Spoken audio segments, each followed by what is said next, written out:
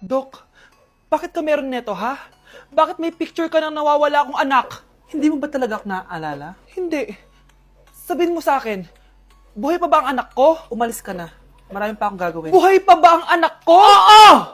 Buhay na buhay ako! Ako ang anak mo na iniwan mo sa palengke dati! Nagtataka ka? Isa na akong trans ngayon. Alam mo, buti na lang, may mabait at mayamang pamilyang kumukup sa akin. Kaya maganda yung naging buhay ko. Tignan mo, naging doktor pa ako. Kaya salamat sa'yo at iniwan mo ko. Anak, hinanap kita. Umasa ako na babalik ka. Hindi na importante yan. Ayaw na kita makita at hindi na kita kailangan. Kaya umalis ka na! Hello po. Kamusta po yung pasyente?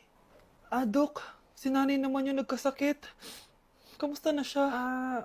Okay naman. Sa iba ko na lang siya ipapaasikaso, ha? Anak? Anak, please! Bakit anak tawag mo sa kanya, Nay? Sure ka ba na habang buhay ka magagalit sa nanay mo? Nakita ko results niya kanina.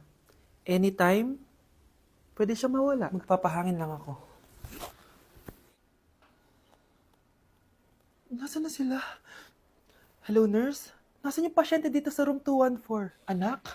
Ako ba hanap mo? Nay, akala ko may masamang nangyari na sa'yo. Anak, hindi na kita iiwan. Good news!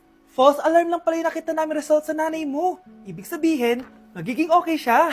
Salamat naman. Nay, ayoko na mawala ka sa akin, ha? Yay! May ate na ako!